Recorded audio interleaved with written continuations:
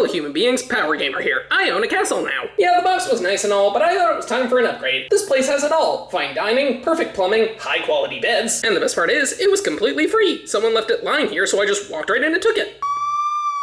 Yeah, it turns out you can't just walk into a castle and claim it as your own. This is why you don't take real estate advice from a Game Boy game. Super Mario Land 2, 6 golden coins, and people said multiple numbers in the title makes it confusing. The sequel, at least a few people wanted. Super Mario Land 2 is in kind of a weird area when it comes to classic Mario games. It isn't talked about as much as the console entries, but I do see people talking about it more than its predecessor. While the game was developed by the same department as the first one, instead of Satoru Otada, it was directed by Hiroji Koitake, who had previously worked on titles like Dr. Mario and Metroid 2, with the Game Boy's creator, the late great Gunpei Yokoi, once again serving as a producer. Development began in November of 1991, and it lasted about a year until September of 1992. The team wanted to make something that was less traditional than the previous Mario Land game, but they ended up toning it down a bit since the first draft of the game apparently felt nothing like Mario. But they still wanted it to feel fresh with a more unique storyline, different environments, and a completely new villain. The game was released for the Game Boy on October 21st, 1992 in Japan, November 2nd in North America, November 28th in the UK, I don't know why, January 28th, 2003 in the rest of Europe, and March 12th in Australia. Like every other Mario game, it was a hit. It sold over 11.18 million copies, making it the fourth best-selling Game Boy game ever, only behind titans like Tetris, Pokemon, and the first Mario Land. And it obviously got critical acclaim, with people saying it was a vast improvement over the last portable entry. And now this game isn't talked about as much, but when it is, it's usually regarded by those people as one of the best Mario games ever. But surprisingly, this would be the last traditional 2D Mario game for 14 years until New Super Mario Bros. Released for the DS, excluding ports of the older ones for the Game Boy Color and Game Boy Advance, because after this, the series would make its leap into the third dimension. As of now, this is the only classic 2D Mario game that I have never played before, so it's time to finally finish what I've started and see what I've been missing for all this time.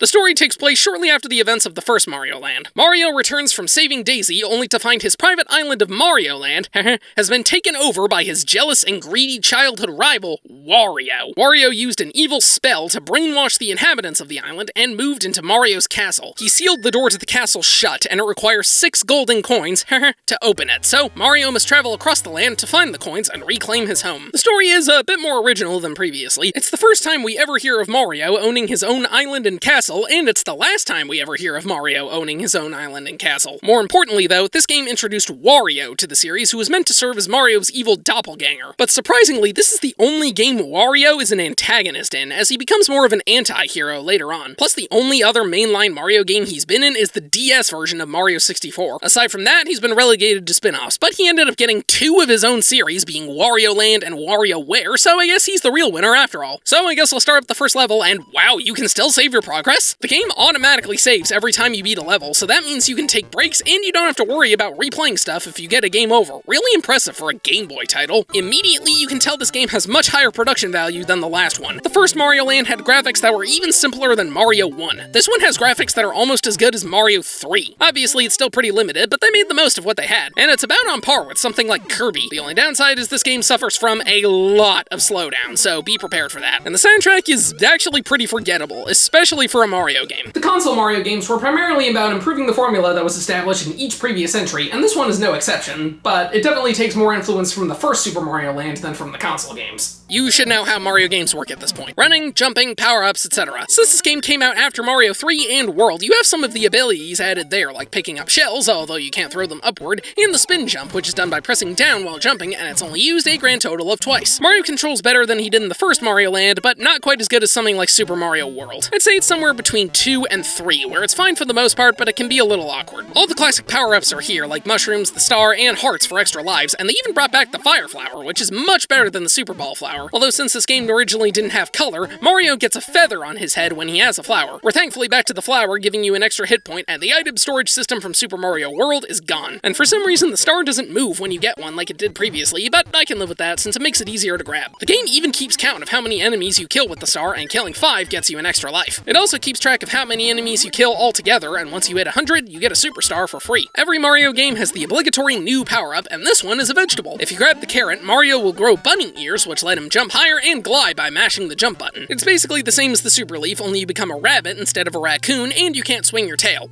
so it's just an inferior Super Leaf. It's still a solid power-up, but unlike Mario 3, where there were moments where both power-ups were useful, here I overall prefer the Fire Flower. Since this game came out after Super Mario Bros. 3 and Super Mario World, it did take some influence from them, and as a result, it is much bigger than Super Mario Land 1.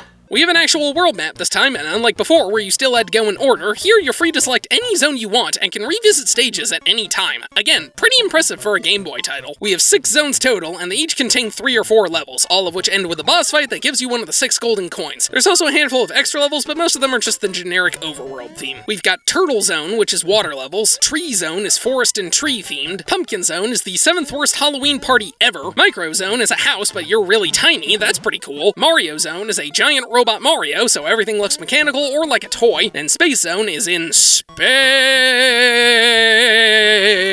where the gravity is low. We've got a bunch of the classic enemies like Goombas, Koopas, Piranha Plants, Boos, and Bullet Bills, but most of the new ones are fairly generic and designed to fit whatever theme each zone has. Turtle Zone has fish and sharks, Tree Zone you fight woodland critters like birds and bees, I didn't expect Mario to give me the talk, Pumpkin Zone is spooky things like mummies and bats, Micro Zone you fight small creatures like ants and mice, Mario Zone is a bunch of robots and gears, and Space Zone is aliens. But what this game lacks in creativity with its enemies, it more than makes up for with its level designs. This game has some of the most creative levels in the entire Mario series. Because they weren't bound to the generic themes they always use, the developers were able to really think outside the box when it comes to the environments. And as a result, we have probably the most unique levels in any 2D Mario game. There's levels where you have to jump in these cloud things and keep jumping or else you fall through, a level where you can fly around in a bubble, jumping around on giant cauldrons, an auto-scroller, okay this one blows, Macro Zone has you jumping around on objects like books and pots, you'll be using various machinery like claws and gears, Space Zone has a level where you can jump infinitely while avoiding these stars, and if you go in Mario Zone's second level, which is in the robot's crotch for some reason, the whole thing is made up of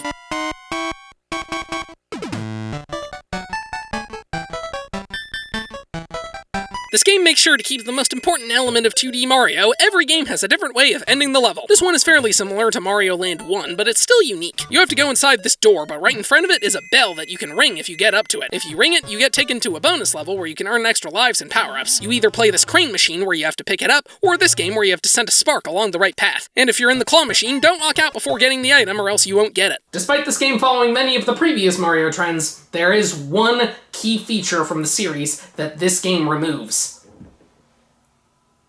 You no longer get an extra life by collecting 100 coins!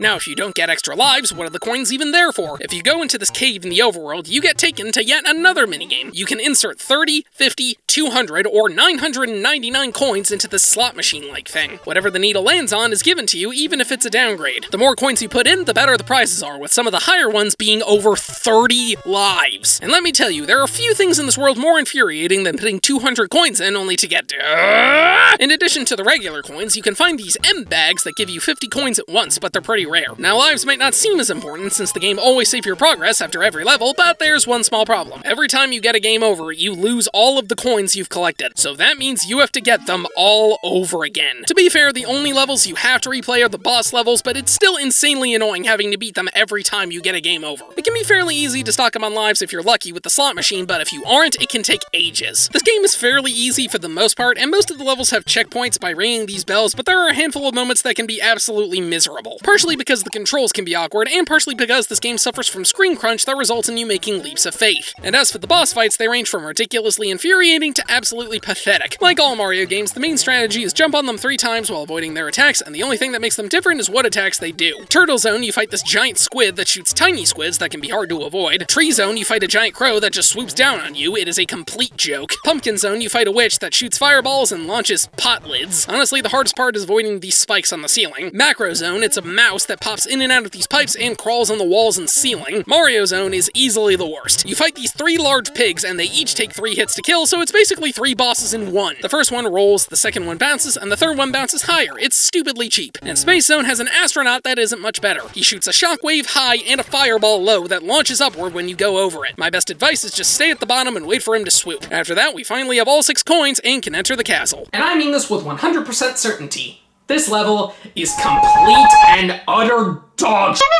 Oh my god, this level is f***ing terrible. It is one of the most miserable things I've ever seen in a platformer. It goes on for eons, throws an onslaught of hazards at you that can be nearly impossible to avoid, and there's no checkpoints! And there aren't any coins either, so if you run out of lives, you need to go to another level and farm them. There are some power-ups, but they're few and far between, and it doesn't matter when the level is filled with instant death traps and back-to-back obstacles every 2 seconds. Let's break the whole thing down, shall we? First, you have to avoid these swinging spike balls. The first 2 are easy, but the third one is horrible since there's a statue shooting giant fireballs behind it, and because of the screen crunch, it's nearly impossible to avoid both of these. Then jump over a bunch of other statues, and you'll come to another spike ball, which has an extra one right behind it, so you can't jump too high or else you'll hit it. Then climb up a bit, and you have to ride these tiny platforms across lava. The timing on these is so strict that I genuinely tried this one jump over 10 times before I finally got it. Then you pass through this room with punching fists that are nearly impossible to avoid, but they only trigger if you step on certain platforms, so just keep jumping and you'll be fine. Jump across these tiny skulls, which can be tricky, go up a bit, jump across these rising platforms in between lava and spikes, then avoid these things that are basically thwomps. And if that was too easy for you, we're back to the bullshit. You have a mini-boss where you have to jump on this large red ball 2 times, and then again, but there's 2 of them, and then 2 of them again. It can be really hard to get the timing down to avoid both of these things without getting hit.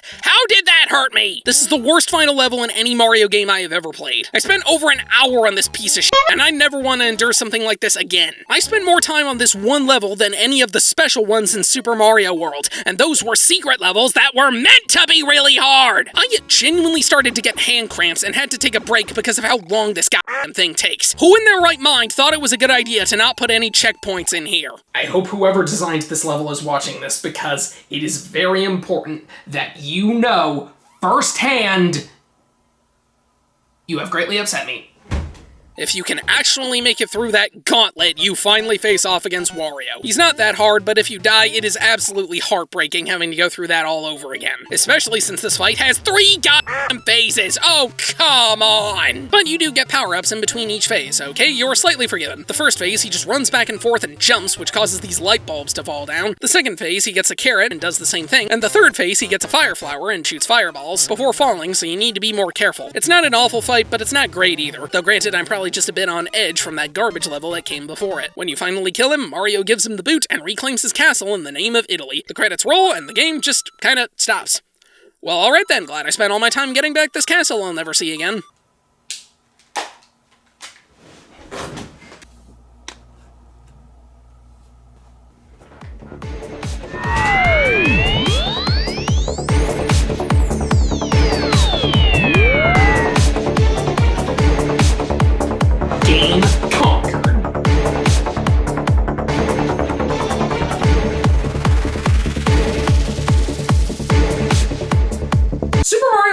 A really fun time. It has some issues like the controls and the weird life system, but it also has some of the most fun and creative levels in the entire Mario series. Until it takes a complete nosedive at the end with one of the hardest Mario levels ever. I'm not kidding when I say that it really soured my experience. Honestly, I think this game deserves a remake, one that fixes up the controls, adds some more checkpoints, and makes the game overall more fun to play. I've heard there's a fan-made remaster out there that does clean it up a bit, so maybe we can get an official one someday. Until then, it's on the Switch Online service, so I would recommend it if you're curious. Just don't feel bad about using save states by the end. That will save you a lot of time and a lot of pain. And, wow. I have now reviewed every classic 2D Mario game. While there were some issues primarily with the hardware these games were released on, I'm glad I was finally able to see them all the way through and in their original form. So, much like with Sonic, it's time I rank them all from worst to best. The Lost Levels is easily the worst. It's just the first Mario game, but with more unfair level design, and it's the only one I would not recommend at all. Then Super Mario Land is fun, but it's also pretty limited. Then Mario 2, which can be a bit annoying, but it's still pretty solid. Then Mario 1, which has aged, but still has some charm and was highly important. Then Mario Land 2, which was really fun until the end. Then Mario 3 is a blast, aside from a few hiccups, mainly the lack of saving. And then Super Mario World is easily the best. It has the best controls, levels, power-ups, and is an overall phenomenal game that I highly recommend. I still believe it is the best 2D Mario game to this day. And no, I'm not counting Yoshi's Island and Wario Land, because despite the names, they are a Yoshi game and a Wario game. I'll get to them eventually, but not right now. I have some other issues to deal with. Apparently, breaking into a castle is considered a felony, so now I need to perform 200 hours of community service. They suggested picking up trash on the side of the highway, but I'm sorry, that sounds absolutely disgusting. So instead, I gotta clean some old people.